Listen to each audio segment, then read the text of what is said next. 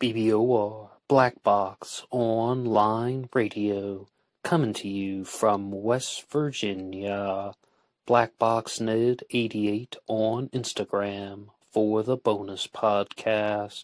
And just a quick reminder, every Monday is Zodiac Mondays. Wednesday is an Ask Me Anything. That's an AMA, so please drop your questions below for things that you would like discussed here on the show. And Friday is an Anything Goes. Any subject is fair game, mostly talking about true crime, serial killers, the Zodiac Killer, but any subject is welcome. All right, so please share some ideas in the comment section about what you would like to hear about on this channel, and let's get started. Okay, hello everybody. Today is Tuesday. Normally this day is reserved for True Crime Talk Radio.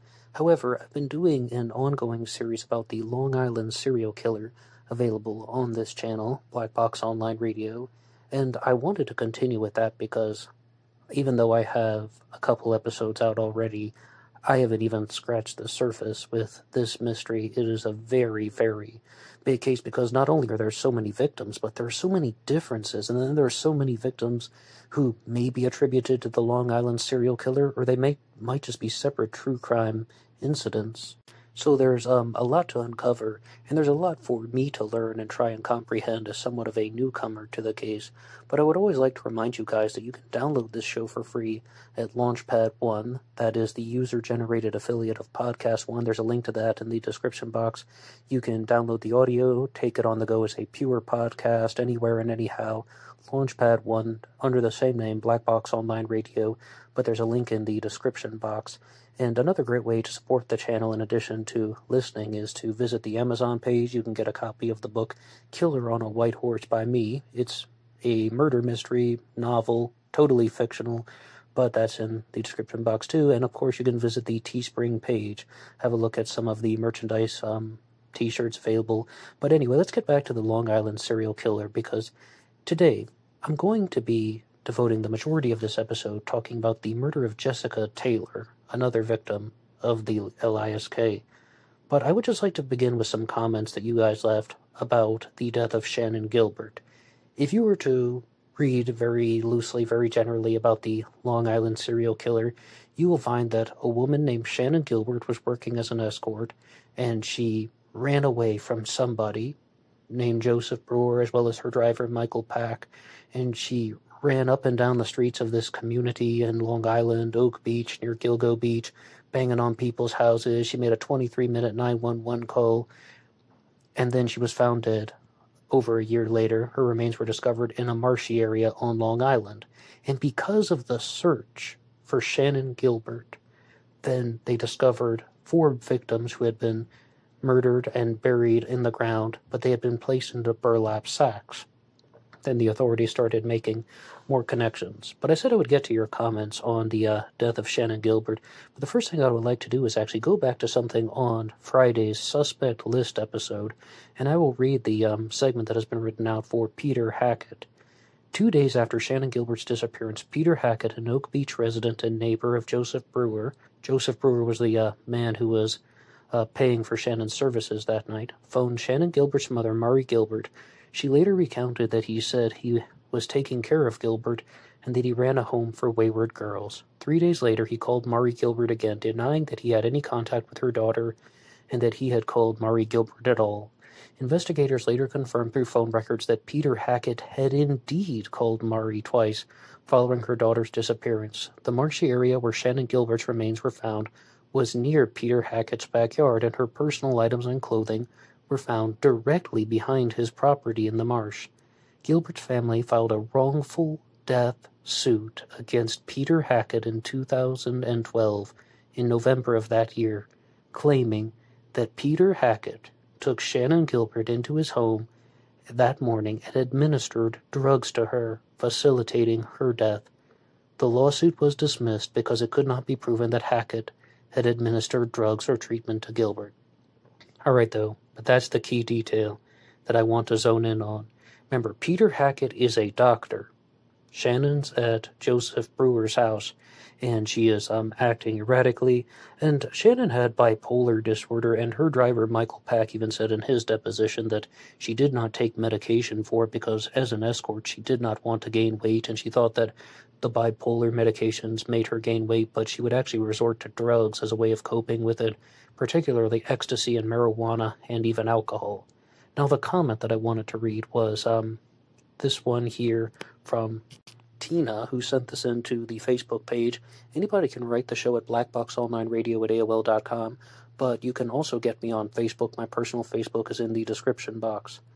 Now, if Joe Brewer and Peter Hackett were in the house and got violent with her, and Shannon then threatened to call her driver, and then the men said, "He is in on it. He is the one who set it up for you to come here like a snuff pimp," I can't think of any rational reason why she would cling to her driver when he came into the house for protection, and I definitely believe there were more men with Joe Brewer than just himself.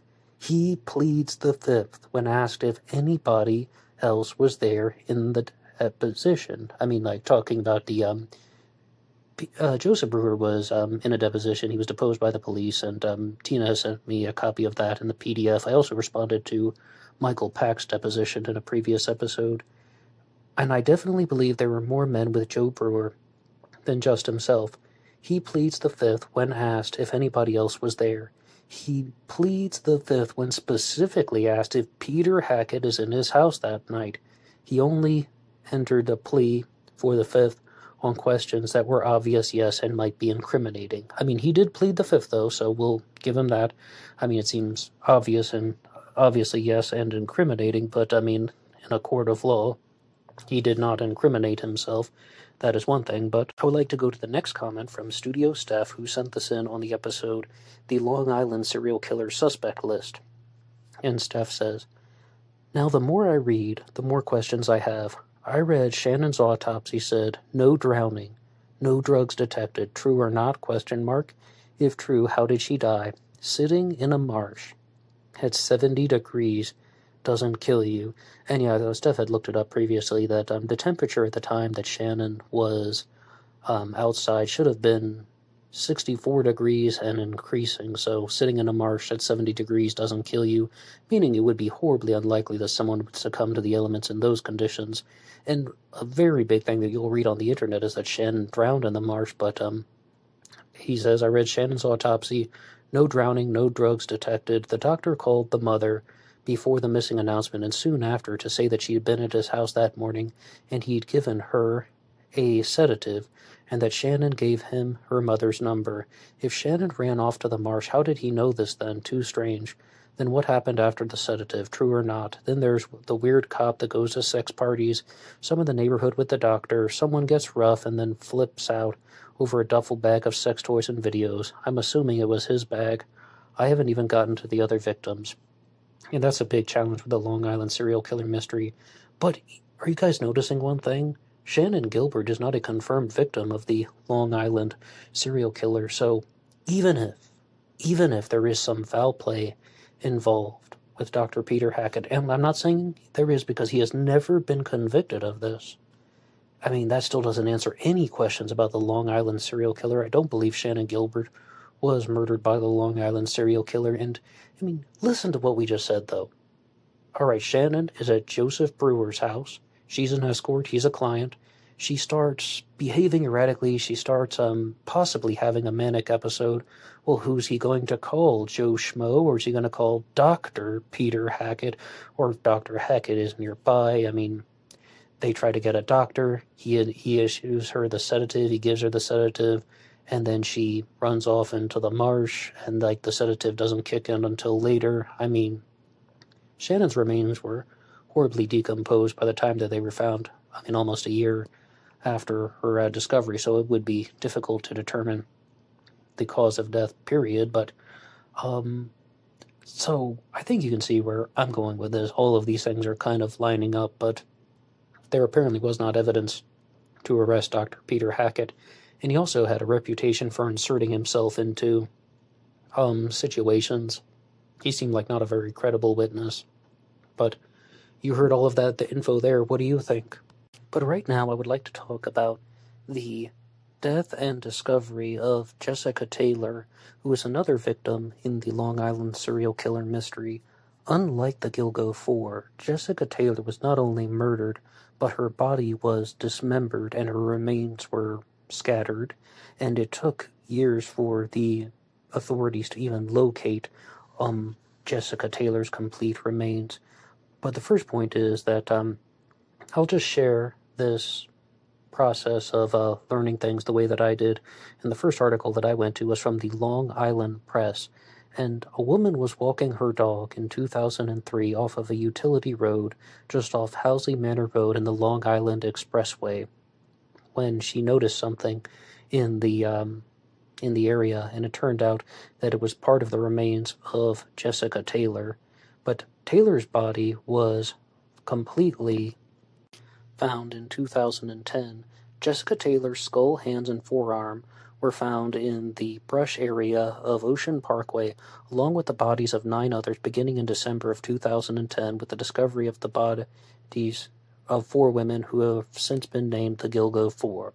So, Jessica Taylor was murdered, and then when her body was dismembered, you'll often hear this thing about, at first they located the torso, but I believe that is actually the majority of her arms and the shoulder were all attached, and that the parts of her body that had been cut off were the head and the hands down to the forearm.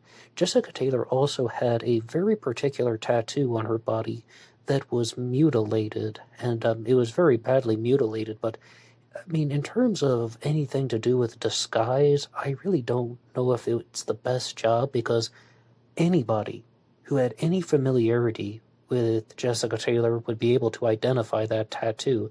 I mean, I have tattoos, and if someone were to do the same kind of job where you can see like the entire edge of the tattoo very clearly, they would still be able to identify it. It really isn't a very good job of trying to disguise someone, but most people think that when a tattoo is mutilated in a murder, it's done to hide the victim's identity.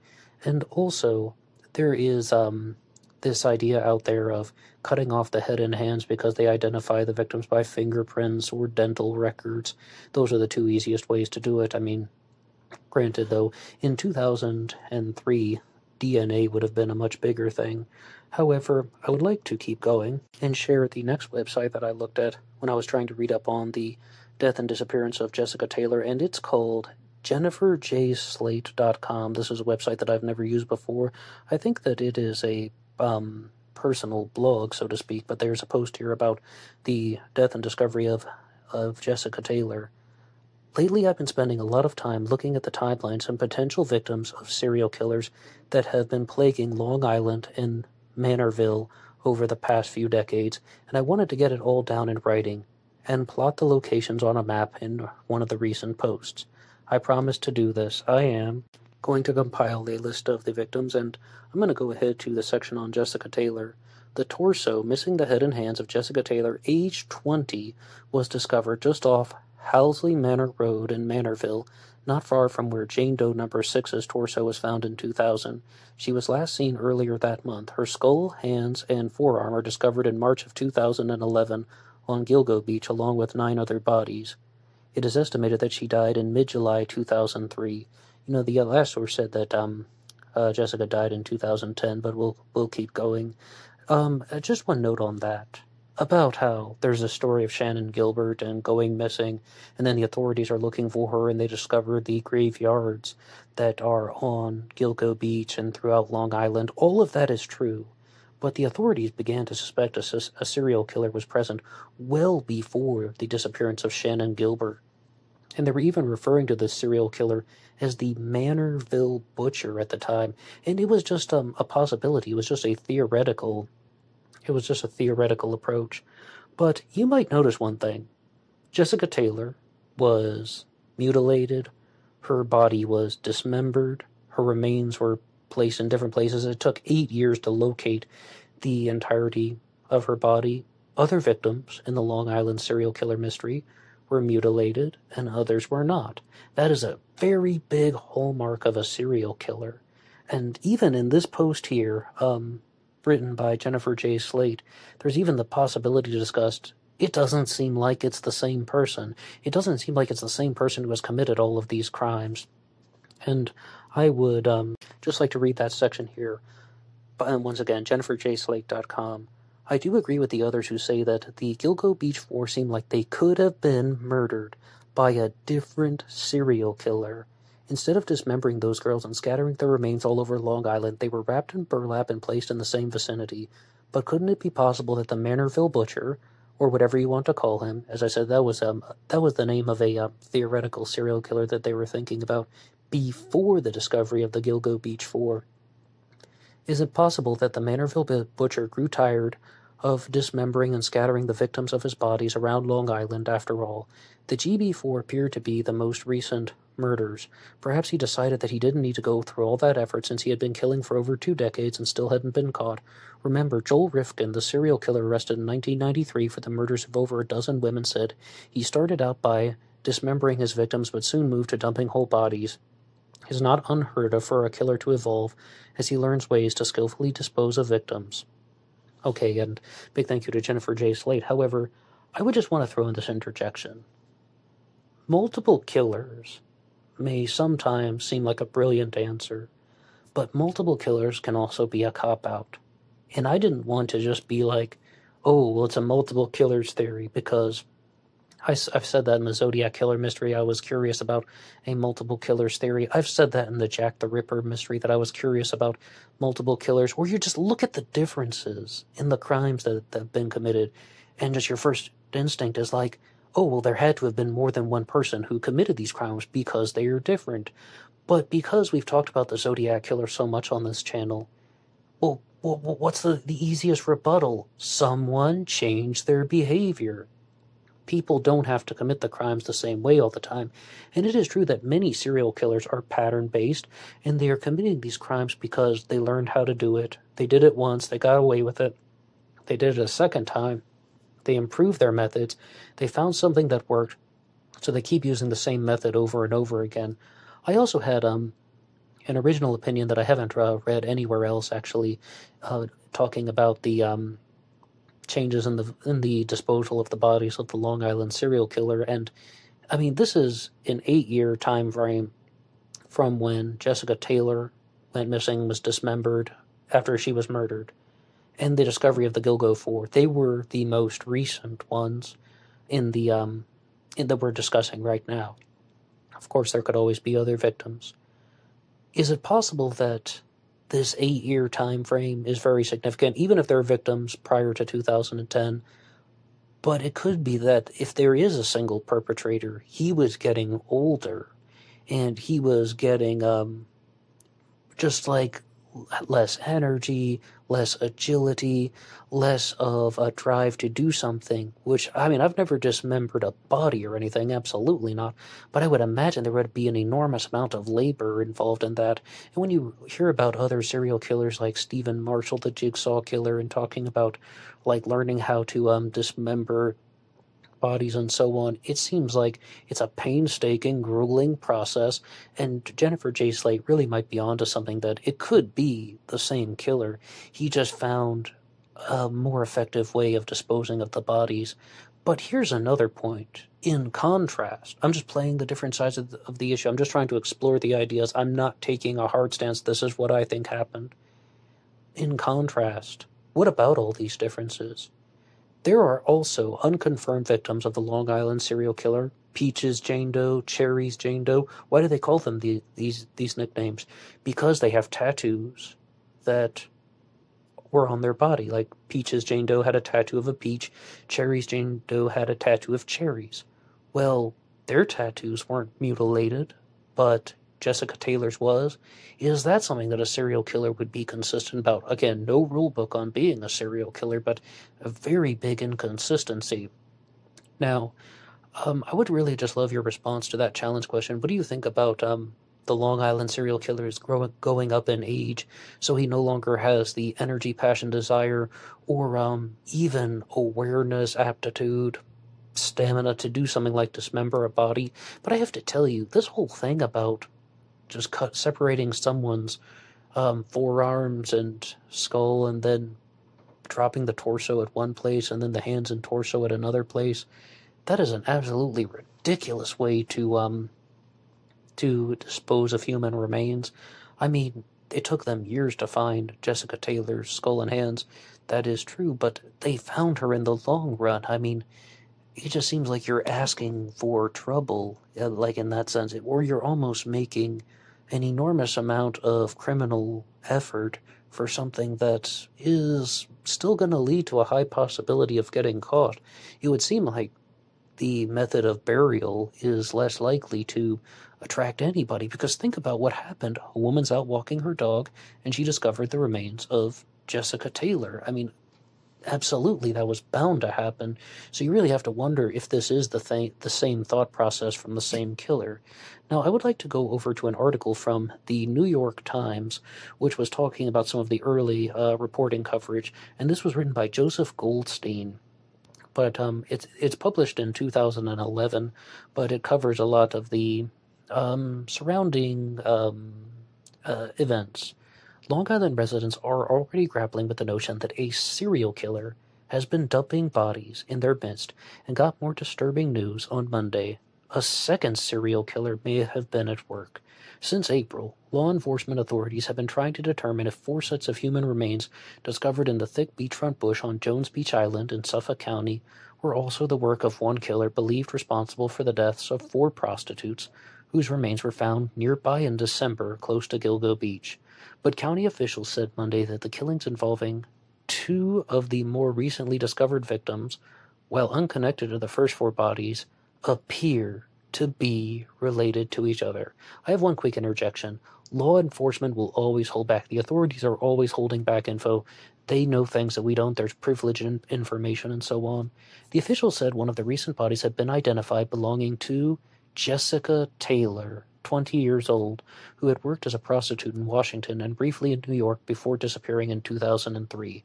Soon after she went missing, most of her body was discovered by a woman walking her dog off Housing Manor Road in Manorville, about 45 minutes east of Gilgo Beach, where her other remains were found on March 29th.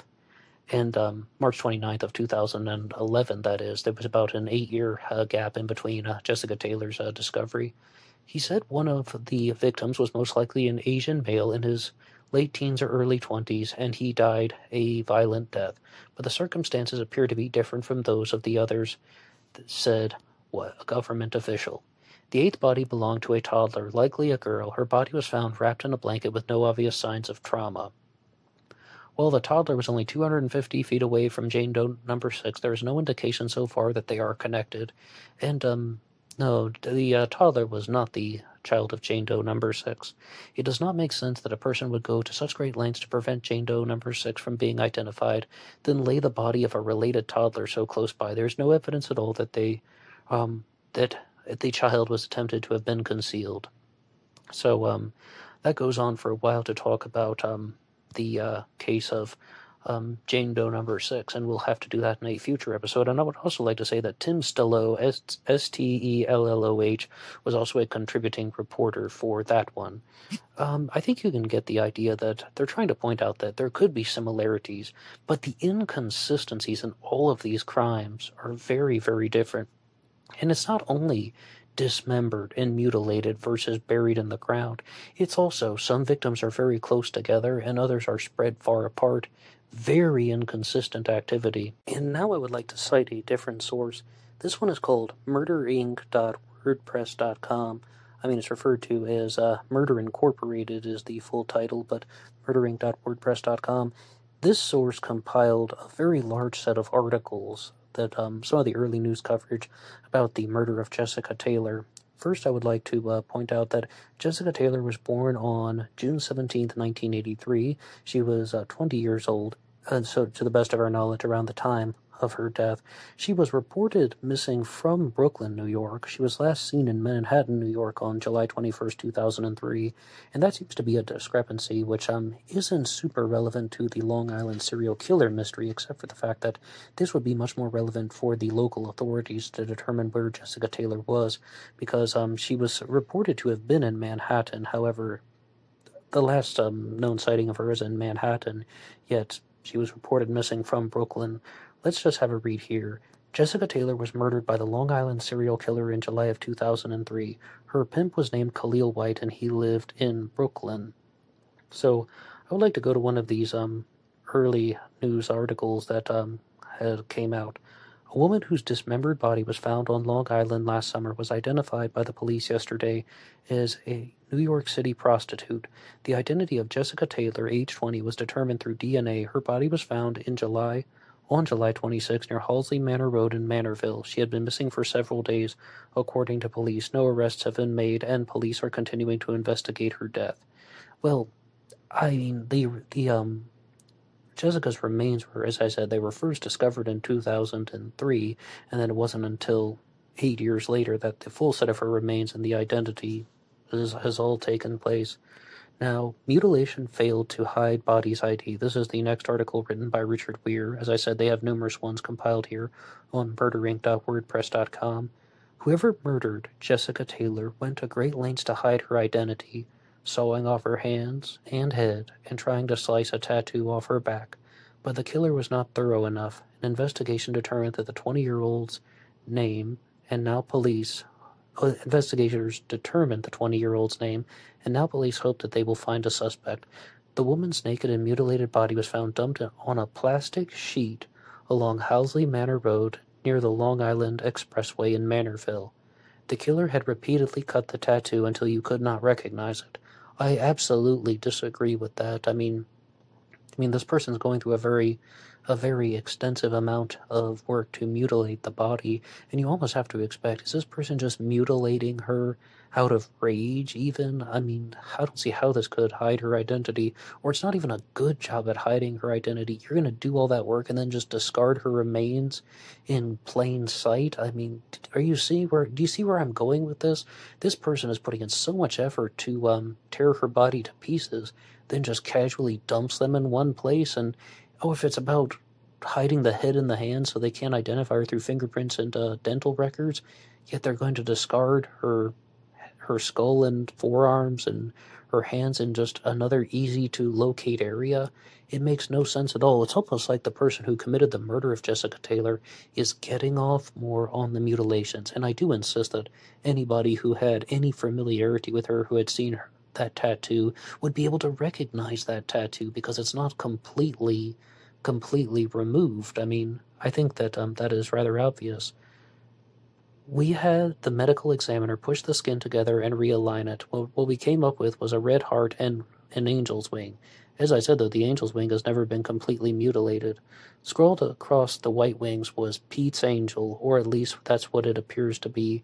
And then they spoke to a detective in Washington working on the case about a young prostitute reported missing in mid-July by a fellow streetwalker. The missing woman bore a tattoo on the small of her back that read, Remy's Angel. She was Jessica Taylor. Yeah, by the way, it actually does say Remy's Angel. I'm just being clear about that. They were saying that they thought it was Pete's Angel, but every other source says the tattoo actually said Remy's Angel. They're just sharing the methods that were used in the discovery. The missing woman bore a small tattoo on her back that read, Remy's Angel. She was Jessica Taylor, a woman from a small upstate town who bounced between New York and Washington plying her trade. Fitzpatrick said Taylor was turning tricks from July 18th to July 21st near the Port Authority bus terminal in Manhattan. Anyone with information about Taylor is asked to call the Suffolk Police Hotline at 800-220-TIPS. There is a $1,000 reward in the case. And as I said, the authorities might be able to do something with that Brooklyn lead, but many people believe the Long Island serial killer is picking up prostitutes in New York City, taking them somewhere. The murders are occurring in some different location, and then the bodies were discarded on Long Island. Now, I mean, people are saying that Jessica Taylor went missing from Manhattan. She's supposedly by the Port Authority bus terminal there. So, does that not mean that she was visiting a client in Brooklyn? And then maybe the local police department, who aren't just going off of media coverage, would be able to do something with that and try and find out more. But I would just like to read the final article here. Then this one is written by Tracy Connor from the Daily News. Again, all of these are posted at murderinc.wordpress.com. Long Island cops appealed for the public's help in identifying the hacked-up body of a woman who may have been murdered by a serial killer. Detectives released photos of a tattoo in the shape of an angel's wing found on the corpse found on the corpse's lower back. It is silver and purple in design, and the woman's toenails were also painted. They hope someone will recognize the markings and put a name onto the body. This is, of course, an earlier article, before Jessica Taylor was discovered. A woman walking her dog found the body in a wooded area off the Long Island Expressway in Manorville. The victim's head and hands had been cut off. The cause of death was unknown, but the medical examiner believes that the woman was dead for 2 or 3 days before she was discovered. That's the partial remains, of course. The body was found near a small paved road. You see what I mean? Like, this killer really is not putting in a lot of effort in disposing the bodies, whereas the murderer of the Gilgo 4 did put in a lot of effort. They were buried in the ground and placed into burlap sacks. And it almost something's really bothering me about that, and I can't even quite put my finger on it, but what I can share with you is that horribly, horribly different crimes. The body was found dumped about a mile from where another murder victim, also missing her head and hands, was found in November of 2000. The authorities seem very confident that Jessica Taylor was indeed a confirmed victim of the Long Island serial killer. She is on all of the confirmed lists. Maybe they know something that isn't available in the original news coverage. The investigators are looking into whether the same person is responsible for both deaths, but haven't drawn any conclusions. Now, this is important because it also goes to show you people were very suspicious of a single serial killer the entire time. Similarities that exist between the two women: they both had their hands and heads cut off and were dumped in the same geographic area. But that's where the similarities end, and there are a lot of differences. I need to see something more before I can say that this is a serial killer. Is Long Island being used as a serial killer's dumping ground? The first victim, who was found by hunters in the woods, was a white woman with brown hair, probably in her 30s. Her body had been chopped into pieces, wrapped into several plastic bags. The woman had been found last week and is believed to be white or Hispanic, possibly in her mid-20s, between 110 to 125 pounds, police said. Fitzpatrick said the detectives were also looking into a possible link with a decapitated body found in Valley Stream, Long Island in 1997. By the way, the activity of the Long Island serial killer is almost certainly expected to have begun in 1996, but there are victims that are even older than that. It's like we're becoming a dumping ground, said Peter Strebel, who lives about 4 houses away from the crime scene. It's a very, very wooded area, and there are only a few houses up here, so it's easy to hide things. We figured it's someone from the city or Nassau County coming in to dump people here. Well, you certainly might be right about that. Now, I would just ask you the challenge question.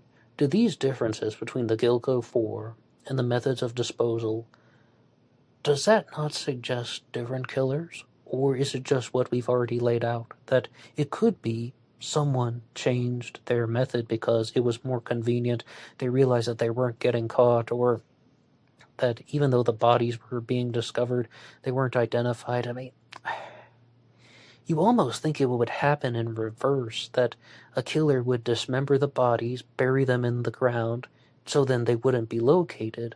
But this killer is at first dismembering the bodies, dropping them in plain sight for the world to see, and then later on decides to place them into bags and bury them in the ground.